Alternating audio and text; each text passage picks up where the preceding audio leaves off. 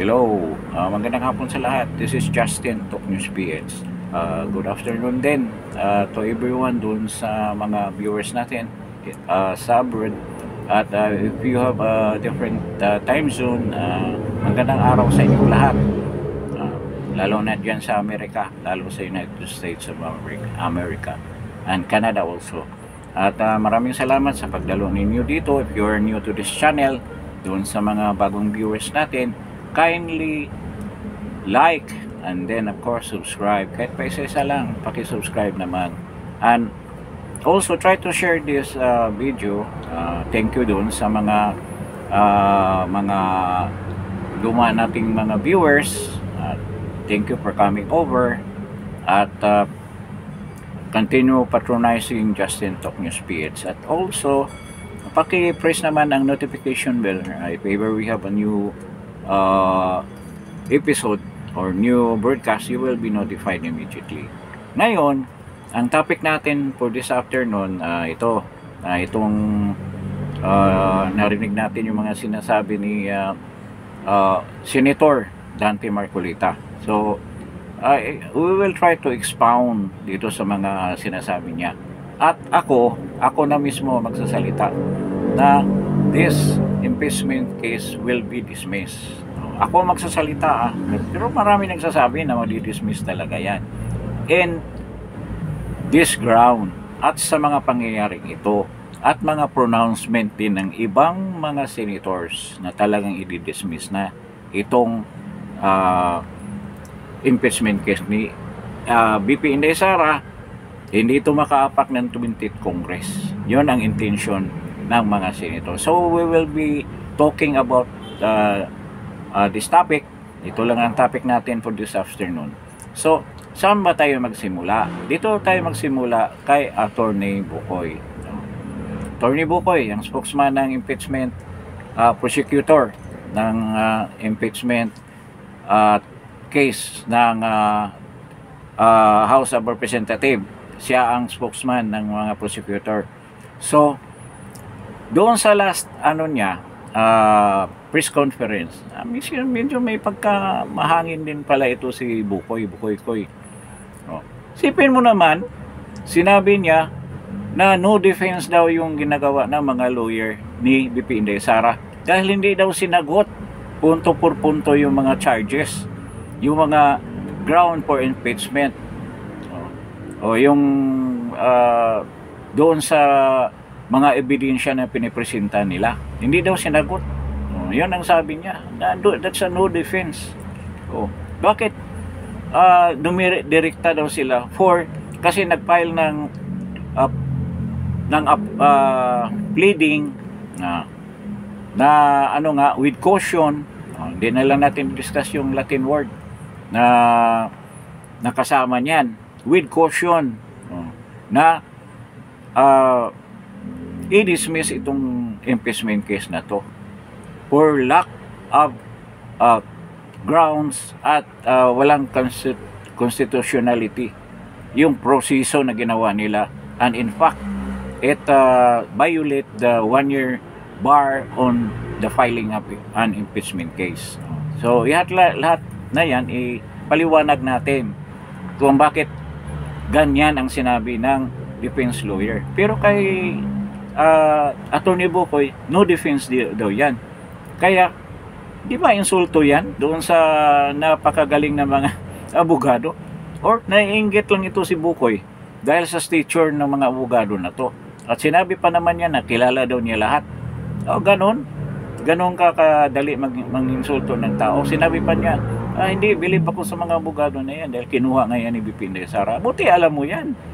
But despite na believe ka na may respeto ka sa mga abogado na yan, bakit sinabi mo yan na no defense? Dahil daw iba daw yung dapat nila sabihin, maturuan mo yung depensa kung anong sabihin, sagutin mo.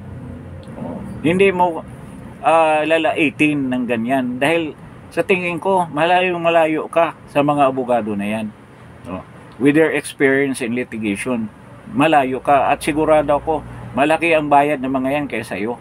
Baka barya lang yung natatanggap mo sa tinatanggap ng mga abogado na yan na talagang mga batikang abogado. They are powerhouse of lawyers na hinahabol ng mga tao na may mga seryosong kaso. So, bakit daw no defense? Kasi daw hindi sinasagot nga yung mga allegations nila. Yung nasa impeachment, article of impeachment nila, hindi daw sinasagot. Paano ba yan sagutin? Ngayon, gusto daw nila itutuloy talaga yan, yung impeachment case. Dahil daw pag hindi tutuloy, ito sa words ni Attorney Bukoy, baka raw magkaroon ng chaos. Ibig sabihin, magkagulo o magwawala yung mga dilawan, mga komunista. I don't know kung left-leaning ba ito si Bukoy. Then magwawala daw yung mga loyalista, ibang mga tao. Ang ginamit na mga taong bayan pero dapat hindi mo sinasabi ng taong bayan, dahil kami ang taong bayan. Ang taong bayan ay nakita na noong nakarang eleksyon na ay na sa side ni BP Inday Sara. Ilan lang na iwan ng sinabi mong taong bayan sa inyo. Mostly ng mga kasama mo dyan ay mga dilawan, mga komunista, mga loyalista, at yung mga minions tsaka cohorts ni BBM administration at ni Lisa Araneta at si Tambaloslos. Of course, yung lahat ng mga, hindi naman lahat na mga congressman ay nasa kakampi ninyo. So, sinabi na, ba't hindi nyo sinagot yan? Ito, isa-isahin nga natin. Pagbalik ng articles of impeachment sa sa Kongreso. Bakit? Kung i-recall mo anong nangyari, si Senator Bato nagkaroon ng motion na i-dismiss na yan dahil nga sa maraming grounds. Isa na yung 1-year bar, prohibition ng 1-year ban for the filing of an impeachment complaint. Ano nangyari? Dahil ayaw naman nila mangyari na tatakbo kayo sa Supreme Court, kasi kung ganyan daw i-dismiss outright through a motion by Senator De La Rosa, pwede daw yan i-questionin ng Supreme Court. Pero para sa akin, hindi rin dahil ang Supreme Court hindi yan basta-basta magbigay ng decision kung buhay pa yung impeachment court. Hantay nila yung impeachment court ang mag-decision, kasi may sariling rules ang impeachment court. Kaya hindi yan pakialaman ng Supreme Court yung mga ganyang kaso. So, ang mangyari niyan, binalik nga sa kanila. Dahil there is a question of constitutionality doon sa pagsampa nila ng impeachment complaint. Bakit? Ang unang impeachment complaint, which was filed by a civilian, na kailangan ng endorsement ng isang congressman, was filed December 2. Then, sinusundan daw ng isa pa. This was referred to the Secretary General. Nire-refer. Then, tinanggap ng Secretary General. By that acceptance ng Secretary General, na-initiate na yung impeachment case. Nagkaroon ng initiation. So, ibig sabihin, nagsimula na. So, ano yun? Isang impeachment case yun. Noong December 4, 2024, sinundan ng another impeachment case. Ganon din, tinanggap din ng Secretary General. Then followed by another impeachment case. Ito yung sunod-sunod na mga kaso na pinail ng mga makakaliwang grupo. Ngayon, nung pinail ng December 9 impeachment case, yun din ang ginawa ng Secretary General. Yung tatlong impeachment case yan, lumabag sa batas. Dahil dapat pala, kung natanggap ng Secretary General ang impeachment complaint na yan, dapat immediately ibibigay niya sa Speaker of the House na si Martin Romualdez. Bago si Martin Romualdez, for another 10 days, ibibigay na sa Committee of Justice. Yun lang, hindi nangyari yan lahat. Ngayon, dumating ang impeachment number 4. Yun ang dali-dali nilang ah, nagkaroon sila ng hearing, nagkaroon ng meeting, then doon na, pinirmahan na, nagkalagayan. No? Isa nga yan sa mga sinabi ng doon sa answer ng mga defense lawyer ni BP Inday Sara na nagkalagayan, kaya ganun. Na posibleng si Tubi Chanko pa raw ang magiging witness dyan. Na kung matuloy yan. Pero hindi nga yan matuloy eh. So, ang mangyari, hindi na yan dumaan dahil nga 2/3 vote daw ang kailangan at nakumpleto na yung 2/3 vote na yan. May form of substance na raw. Pero hindi naman sinunod yung tamang proseso dahil hindi naman nagbigay ng babala or notice kay BP Inday Sara. Kaya nawala yung due process na dapat naman kung anong mga allegations or mga charges against BP Inday Sara, bigyan siya ng pagkakataon ng sagutin. So, minamadali nila. Sumunod daw sa 10 session days. Kaya okay daw yun. Pero nakalimutan nila yung tatlong complaint na initiated na.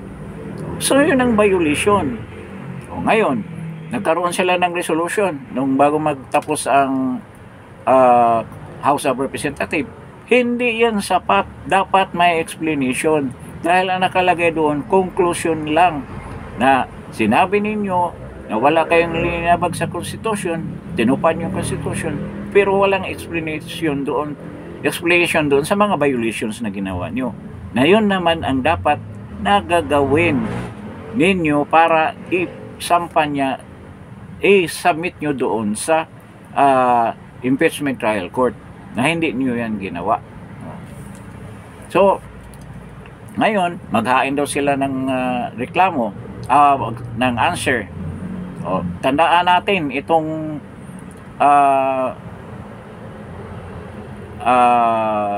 sinampa na answer ni BP Inday Sara, yung answer ad cotilam, ibig sabihin with caution, ay halos hindi tanggapin ng Kongreso. Para mga timang ito, hindi nila alam na dapat tanggapin mo yan dahil kung sasagot kayo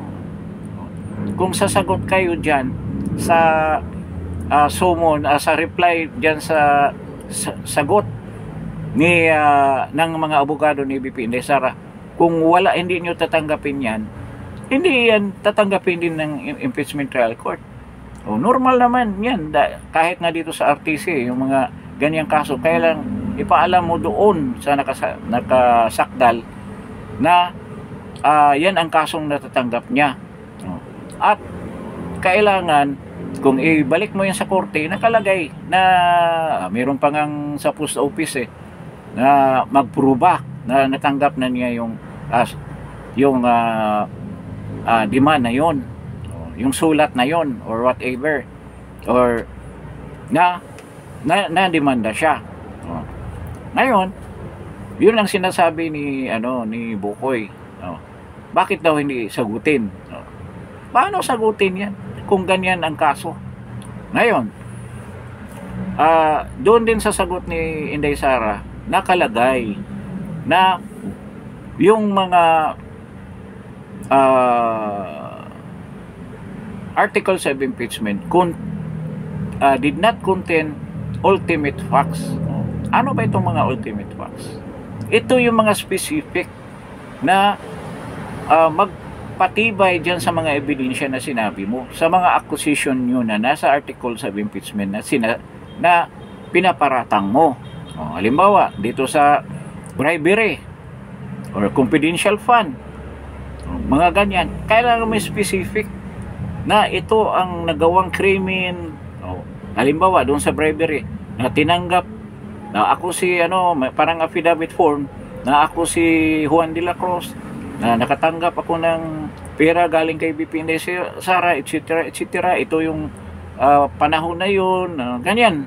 So lahat ng circumstances pangyayari sa panahon na yun na sinabi niya na binigyan siya ng pera kay BP Inday Sara, dapat nakalagay doon. Nakalagay yung pangalan, nakastipulate, nakadeklara doon lahat ng mga facts. Yun ang ultimate facts. Doon sa confidential fund, dapat ganun. Bakit masabi mo na na yung mga pera na to nawala, na ginamit ng mga agent niya? Sabihin nyo, ito, nabigay ng pera na ganitong halaga nung Marso, Gis, ganun, may specific na pangyayari, specific na event na nandoon na nag-commit sila ng krimen.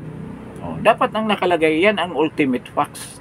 Sa korte yan ang sinasabi, hindi naman pwede didiretso ka sa charge at yun mag-hearing, titingnan mo na yung ultimate facts.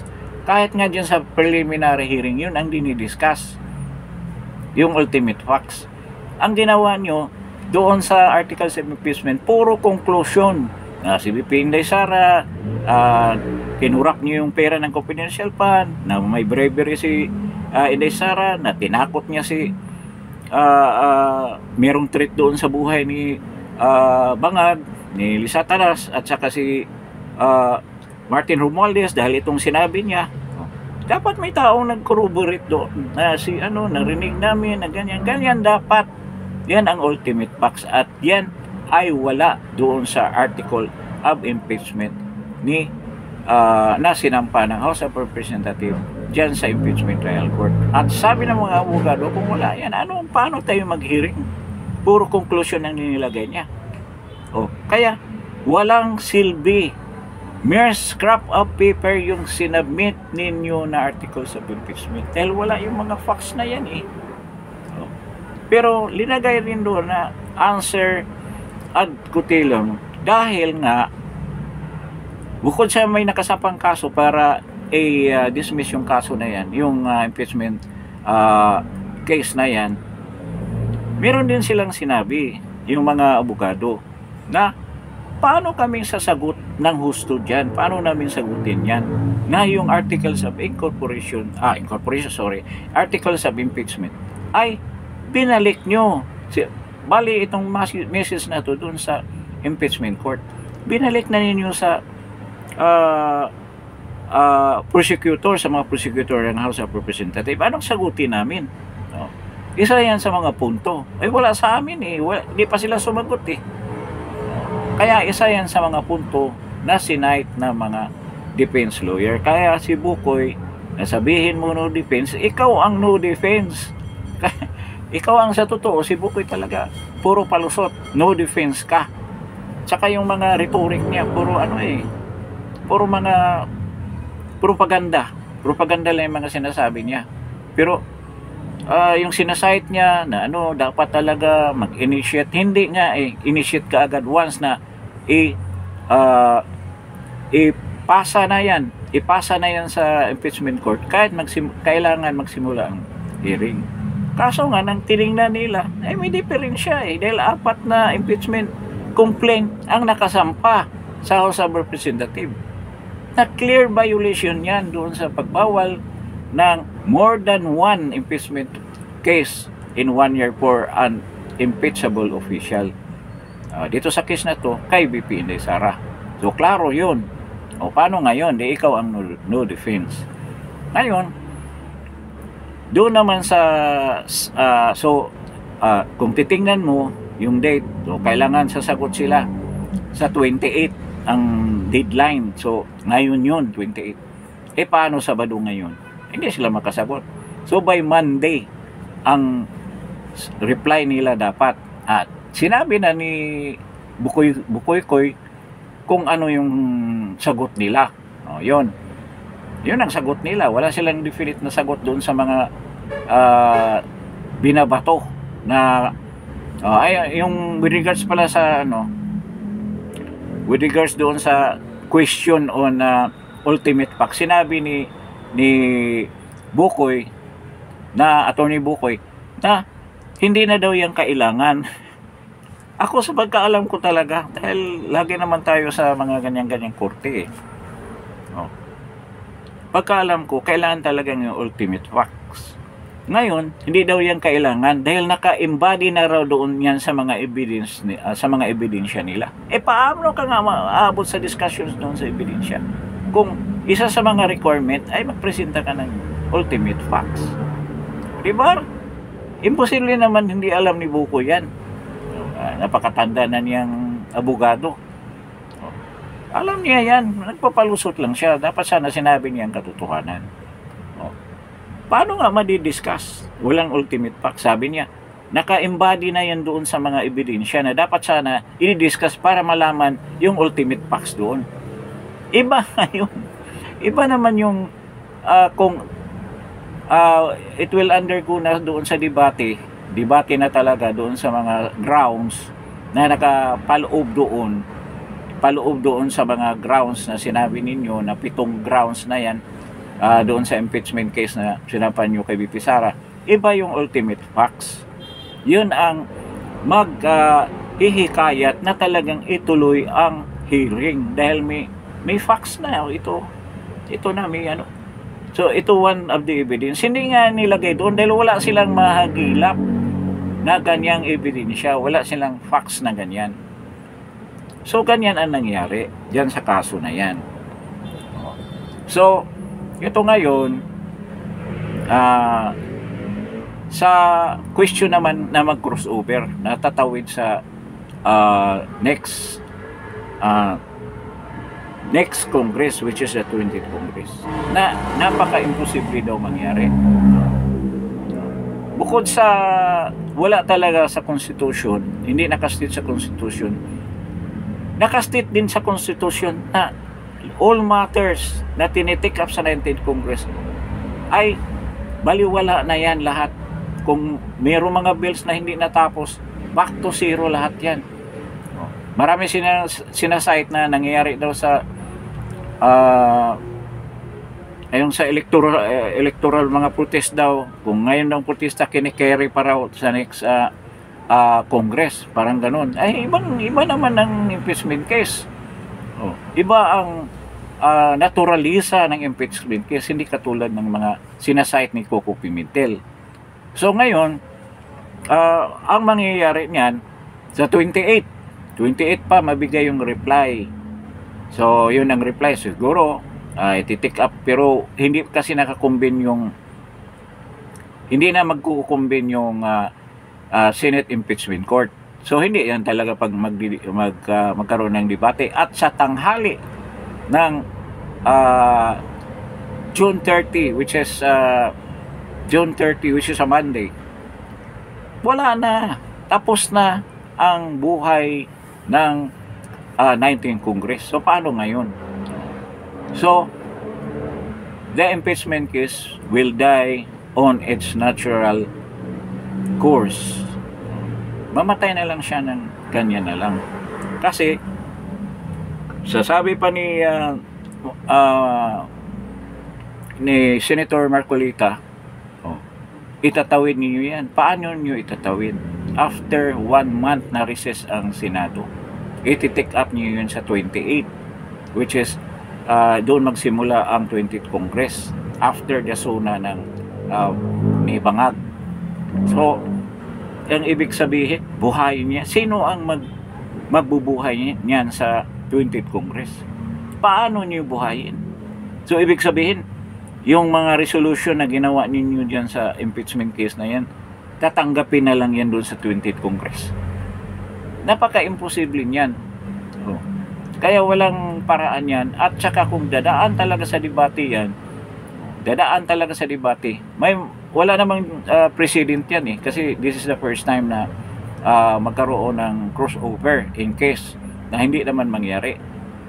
Yan nga sabi ni Senator Marcolita, isa talaga sa magpipigil ang Duterte Black. Wala na kayo.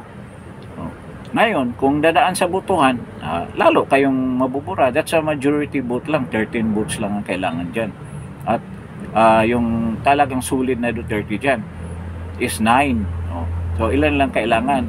They need only 4. Well, not counting si Jinggoy si GB, then not counting Joel Villanueva, not counting the other who voted nung nakaraang sila Ligarda, di ba? Bumoto yan dito kay si Lito Lapid nga bumoto in favor diyan di ba? Kaya malabo yan talaga matuloy in case, pero hindi na dadaan yan sa botohan diyan pagdating. Yun ang sabi ni Senator Marcolita na talagang haharangin yan. Hindi lang niya sinasabi na haharangin, pero yung the way you read between the lines, yung mga sinasabi niya, haharangin talaga nila yan. Kasi judges sila, hindi naman pwede sila magsalita, haharangin nila. Kaya, yung lagi nila sinasabi, dapat na malalaman natin ang katotohanan. Ay, anong katotohanan na pinagsasabi nyo? On the first place, ang sinampan yung kaso ay puro haka-haka, puro mga paratang na walang ebidensya.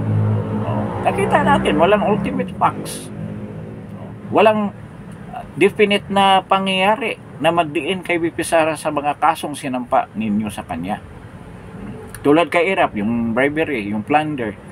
Diba, doon sa hearing, sinabi nung taga-PCI Bank na nakita ko siyang pumirma ng Husipidal.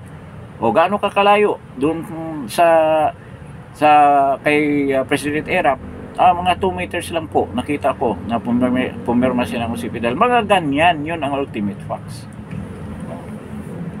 So walang ganyan, wala. Kaya mere scrap of paper lang yan, kaya itatapon, kaya ito si VP Inday Sara, makikita mo naman ang aura ni VP Inday Sara kasi, at tumaas talaga ang confidence ni VP Inday Sara. Kahit na ang daming tinapon sa kanya, ganyan pa rin. Bilib na bilib ako sa paano niya kinontrol yung sarili niya. Kasi kung mga ordinary na babae, umiiyak na yan, nagpapakaawa na yan. Pero VP Inday Sara, hindi mo makita sa kanya yung mga ganyan. Talagang laban yan. So talagang strong-willed siya. At ito ay hinubog ng kanyang father. Yung sabi pa nga na iba, masyadong top love si President Duterte dahil sa ginawa niya kay Inday. Pero parang tama ang ginawa ni President Duterte para mahanda siya sa mga ganitong situation. Kailangan matibay ang loob mo. At yun ang isa sa mga bagay na bilib na bilib ako kay PRD. Kasi mga anak niya halos ganyan Parang hindi kinakabahan. Hindi kinakabahan.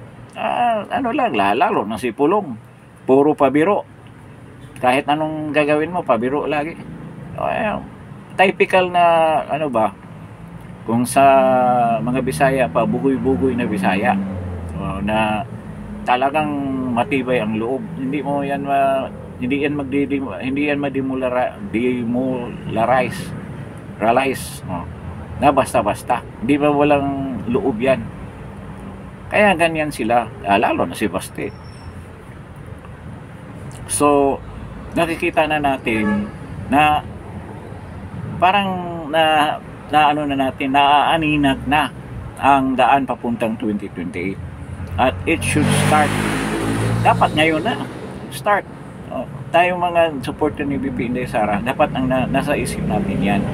Kasi there's nakita mo ang sitwasyon ng bansa natin ngayon, grabe na talaga. Ang deficit natin sa budget nandyan. Nagwa-warning na yung 7.8, imagine. Nagwa-warning na yung World Bank. Hindi natin mahit, napaka-laki ng target sa GDP. I think 2.5 o 3 lang tayo. Ang target natin 6.5 to 7. Grabe, ang tindi. Hindi pa yan, kahit nung kapanahonan ni Noynoy, hindi ganyan kagrabe ang pagbagsak doon sa target natin. Kaya ganito kahirap ang buhay ng mga Pilipino ngayon dito sa bayan natin. At there's no way na mag-change yan si BBM. Kung ano lang ang pinagagawa, anong pinagsasabi. Parang siya parang nananaginip. Sumasakay ng LRT, anong pinagsasabi? Na daw, lagi daw silang sumasakay. Ngayon ka lang nakasakay ng LRT. Sa totoo lang. Lagi daw, mga anak daw niya, kung traffic daw, ang dami niya sinasabi Para siyang consummate liar. Yung madali lang sa kanya magsinungaling.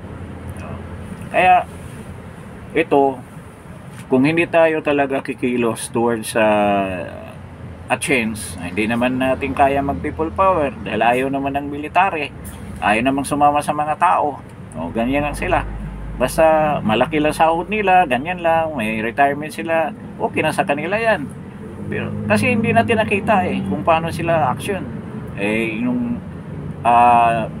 Kahit nasabihin natin, sa bagay, kulang siguro sa tapang ang kulang. Dahil nga doon sa eleksyon, Nananalo naman yung mga kandidato ni President Duterte. Sabi nila, ayaw namin ng gulo. Nasa kaano na, sukdulan na ang ginawa ng pamahalaan na to at sobrang hirap na ng mga tao. At ito, unresponsive pa rin ang mga military. Unresponsive. Mabuti pa ang kapanahunan ni Trillanes, talagang lumabas. Kahit na gunggong yan si Trillanes, lumabas sila. Di ba?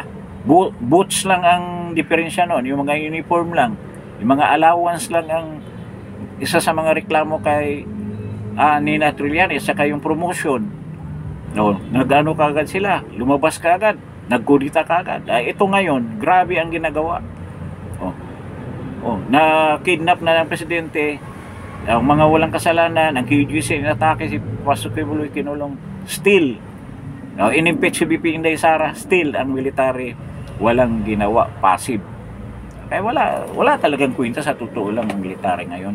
Parang nawawala yung ano nila yung passion nila sa pamahalaan. I mean sa pagmamahal sa bayan, yun ang nawala. More materialistic sila, tinitingnan nila yung career nila. Pero sa the way they're acting right now, yung mga retired general, puro salita lang naman yan, nagwa-vlog, wala naman nangyayari. Puro ganyan-ganyan. Naging politiko na rin ang mga retired general. Ganyan. Malay natin, pagdating ng mga ilang panahon na, tatakbo na ng ano yan, mayor o ano. Diba? Walang nangyayari talaga ang military natin. Kaya, dapat magkaroon ng orientation. Kaya, siguro, sa topic na to, na-discuss natin lahat. Si Bukoy huwag niyong kalimutan yung Bukoy-koy na yan. Na-discuss na natin. I hope kabigay tayo ng more information despite na marami ng mga topics na ganito sa social media natin. But still, it needs to be explained. At dito sa Justin Talk News Page, we always explain things. Lalo na yung medyo komplikado na hindi natin maintindihan ng gusto. So with this, maraming salamat sa pagdalo ninyo dito sa Justin Talk News Page. At before leaving this channel, paki-like naman, paki-share, and then of course, most important of all is paki-subscribe. Then ring that notification bell para naman ma-notify kayo anytime na may bago tayong episode. So, thank you for visiting Justin Talk News Page, and I hope you will follow regularly Justin Talk News Page. So, maraming salamat sa inyo at good afternoon at God bless sa ating lahat. Salamat po.